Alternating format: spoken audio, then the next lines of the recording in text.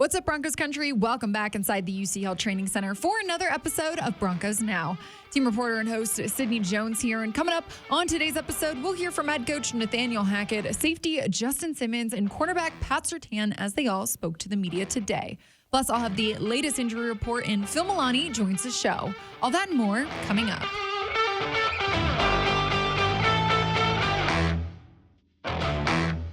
The team was back at practice today here at the UC Health Training Center as they look to face the Arizona Cardinals at Empower Field at Mile High this Sunday. Head coach Nathaniel Hackett spoke to the media today and updated us on Russell Wilson. Of course, he remains in concussion protocol, and they're taking it day by day. He did not participate in practice today, but was out there during the media viewing portion of practice and stretched with the team. In the end, his safety is what matters most to us. We want to be sure that we're taking care of him and all his well-being, and we're doing what's right for Russell. It always starts right away with the medical department. We've got a really good medical department, the independent neurologists. We're going to be sure we're in constant communication with them. He's being monitored by everybody, and we'll go from there. We'll talk with him, and it'll be an organizational decision. Not knowing Russell Wilson's status for Sunday yet, Coach Hackett gave his thoughts on Brett Rypien's performance versus the Chiefs this past Sunday when he came in for Russell. We talked about that a couple days ago, and even just watching that when he comes in there and we call a pass right out the gate, and he makes a smart decision by throwing it out of bounds. Then he comes back in a 4th and 7 situation, and that was a dime. That was an unbelievable throw. We talk about tight windows in that area, throwing it over a linebacker and delivering it to Jerry. That is one of the hardest things to do in that situation. So I thought that was great by him. And then from an improvement standpoint is let's get him out in practice and let's get him back in the groove so that he can go out there and execute. So he did a good job at the Jets. There's things that he can correct, and he knows that, and we'll see where he goes. Safety Justin Simmons also spoke to the media today and discussed what the team's motivation is for the rest of the season with playoffs out of the picture. Oh, I think first and foremost, you're still playing, for your contracts, and you're playing, for, I don't know how else to say it, like, not necessarily for your own self because it's a team game, right? But long story short, like the reality of it is there's guys that are going to be back here and there's guys that aren't. And so these next 4 weeks, like I think tells a lot about like your character as a player and as a person because you're not playing for the playoffs, right? That's obviously out the window. And so it's a true test of character of like when you're out there playing, like are you still giving it 100%? Is this everything you said it was and more? Everyone talks about how this is a childhood dream and you've always wanted to play since you were little and you love the game. Well, now you are playing for the love of the game, right? Because we're not playing for, that playoff spot or the wild card spot, things like that. And so, for me, thinking about that question, like it's a no-brainer. It's going out there and doing my job at the highest level possible because that's what I get paid to do. And I love doing it. And there's always going to be challenges with that. But at the end of the day, I care too much about these guys that put in the work. I care too much about the coaches that, are setting us up to have success.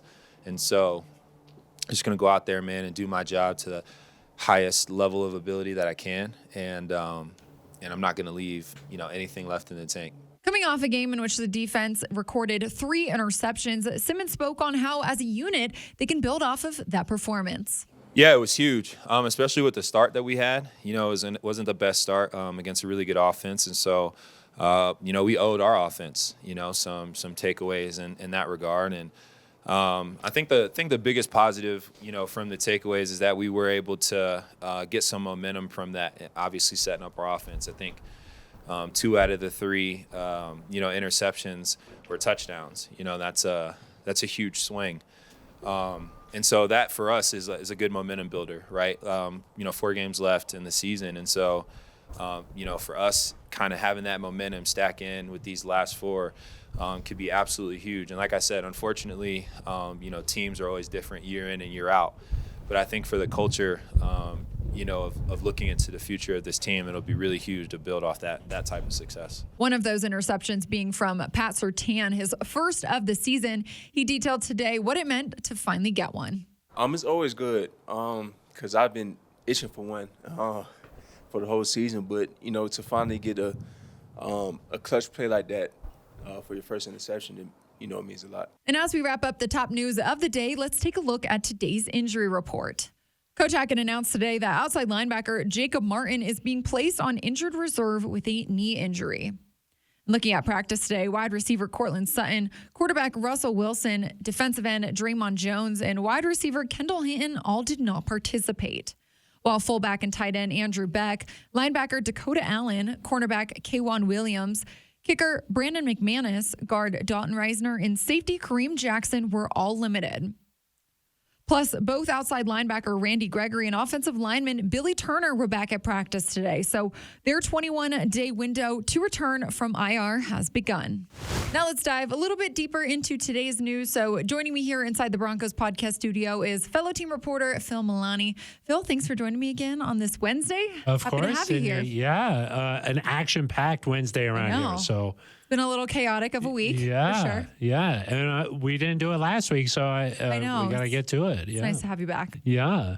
Well, Phil, looking at this week, I know everyone's going to have, a close eye on Russell Wilson and, what his status might be this Sunday. Of course, he remains in concussion protocol, but I know you were out at practice for the media viewing period. What did you see from him? And I know he didn't practice today, but he was still out there for a little bit of it. Yeah, we get to see about like 20 minutes of practice normally. And what he did today was essentially what he does almost every Wednesday for the portion that the media gets to see. He went through stretch with the whole team out there. And then afterwards, they do some individual drills where, he runs over some bags and then throws the ball and just kind of runs around. Right. Everything's non-contact, that kind of thing, where he's just essentially just doing some cardiovascular exercises, but just with a football in his hand. So good. I think it's a good sign to see that he was able to do that, and he's progressing that way. Nathaniel Hackett said that on Monday that Russ was feeling okay, but they're going to take a safe approach with him, and I think that makes sense with the Broncos at 3-10. I mean, the competitive nature with Russ is that he's going to try and push, hard to play. But I think Broncos doctors, coaching staff, when they all sit down together, they're going to make the best decision for Russ. Yeah, you think maybe if he is cleared by this weekend, like you mentioned, the safe approach, you think they do take that safe approach and maybe still start Brett Rypien? I think that Nathaniel Hackett has said like over and over and over that like Russ's safety is their number one priority. Mm-hmm. And I think that with concussions, they're so different.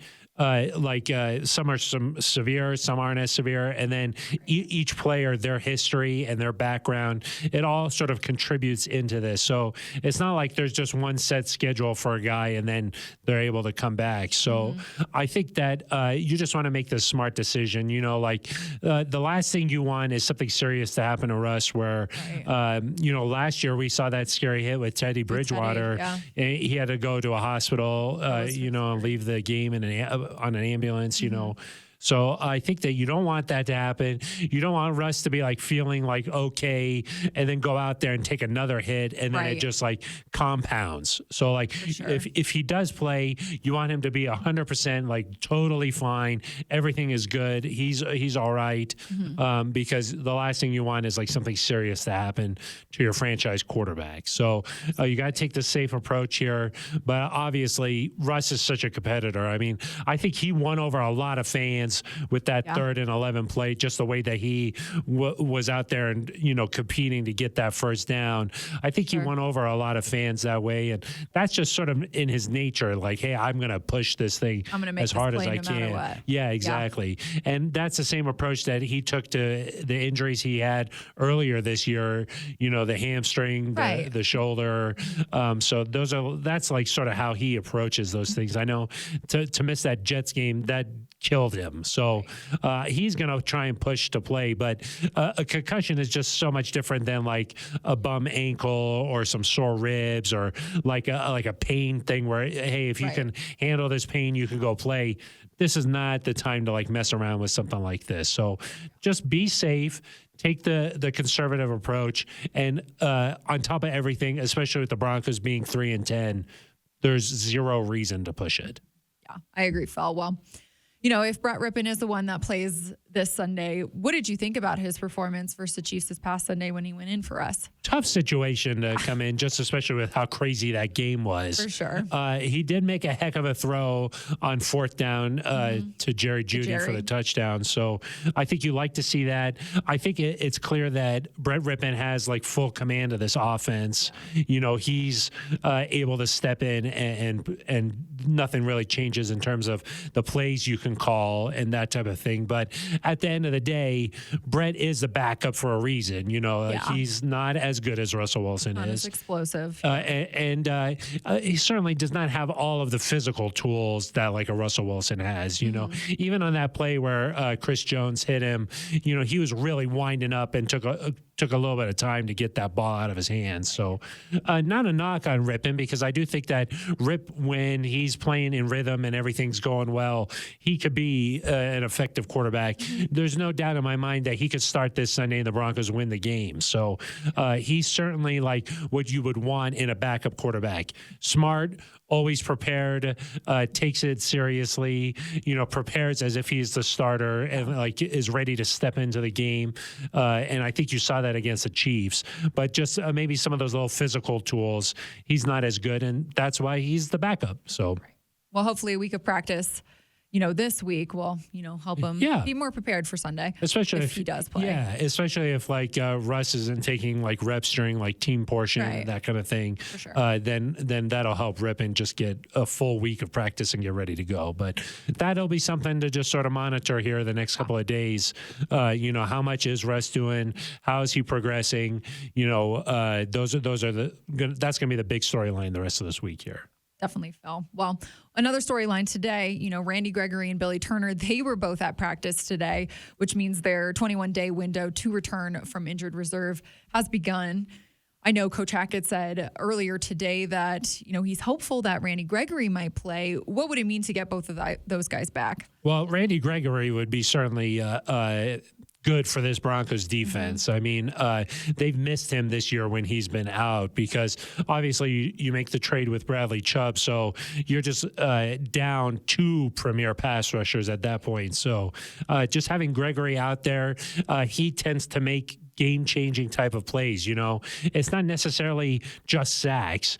He like forces fumbles and he changes so much for the opposing offense. So I think that would be big to have him back. But the thing about Gregory is that he's battled injuries his entire career, you know, so I think I would also be conservative with Randy just because you don't want something else to happen to him. Then he doesn't have like a full off season. He missed all of last off season, you know, with his shoulder injury. So you don't want something to happen here in some meaningless games.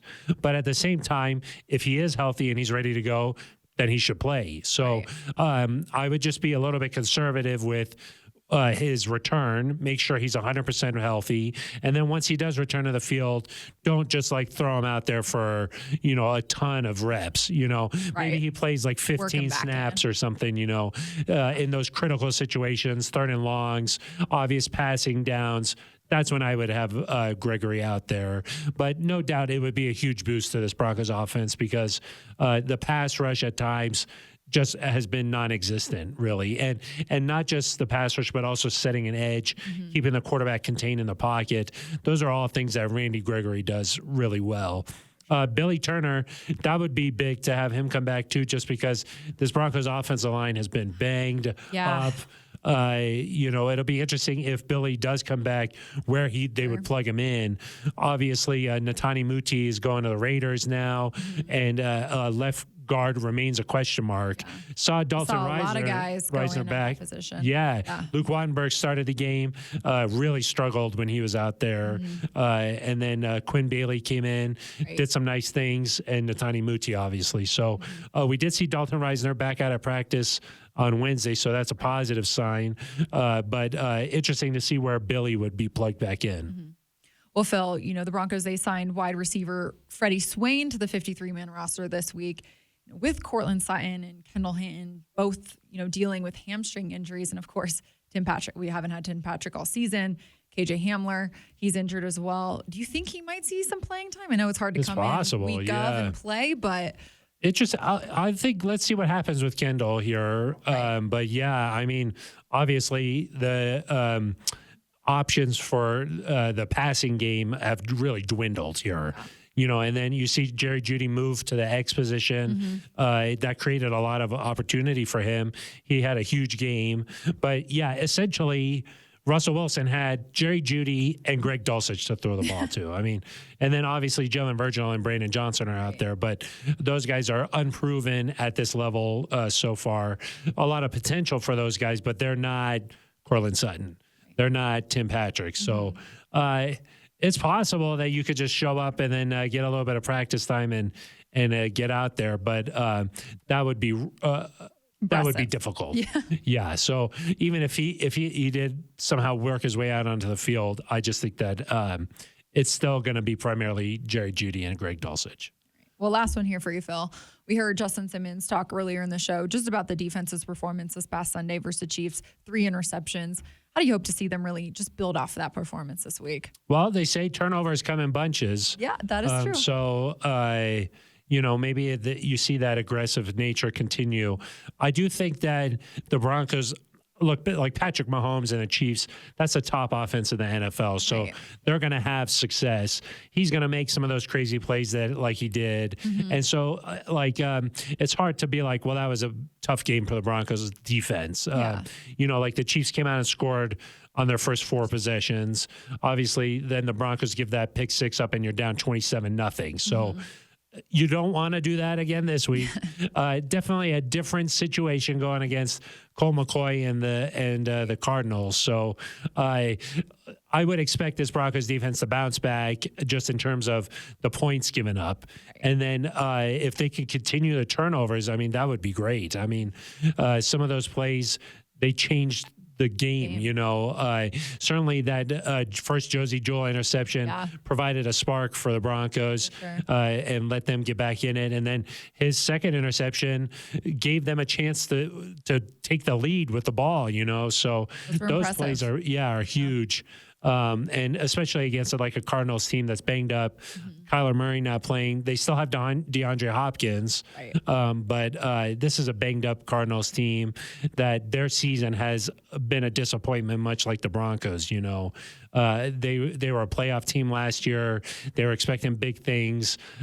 Made some big moves this offseason. So you would just expect this team to come in and be in sort of a similar spot as the Broncos. So I would expect this Broncos defense to bounce back this week. And then if they can continue the turnovers, that would be great. Yeah, I agree. Well, a lot to look for this week, a lot to be on the lookout for. Phil, how about a win, Sydney? I know. Yeah. This home team, the home crowd, has not seen a win since that 49ers game. It's been a long time. The weather was nice then, and now it's freezing outside. Yeah, so. It's not going to be any warmer on Sunday either. Yeah, so maybe that's an advantage. You get a team from Arizona coming in. Come on.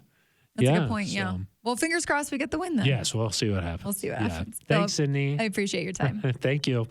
And we were back inside the locker room after practice today and caught up with outside linebacker Randy Gregory and wide receiver Jerry Jeudy. Coach Hackett said earlier today that they are hopeful to have Randy Gregory back this Sunday. And Gregory said in the locker room today just what it would mean to get back on the field. I've missed a lot of time. To the point now where, I want to help where I can. I understand the landscape, the situation we're in as a unit, but I think it's important, like I said, to go out there and kind of end the season on a good note. I've been hurt most of the year, so be able to go out there and play and kind of end the year healthy and in the right mindset, I think it'd be important for me and for everyone. And not knowing whether it will be Russell Wilson or Brett Rypien that starts at quarterback this Sunday, wide receiver Jerry Jeudy spoke on Rypien's performance to finish the game versus the Chiefs this past Sunday and what he brings to the table. Brett, he's a great quarterback, somebody you could just rely on that's going to come each and every week and put in the work. And once he got in the game, nobody had no doubt because, all the hard work he be putting throughout the week. So everybody have faith in Brett once he come in. Well, that'll do it for today's episode of Broncos Now, Broncos Country. Thanks so much for tuning in. I hope you all meet me right back here on the Broncos Podcast Network and YouTube tomorrow evening for another episode. I will see you all then.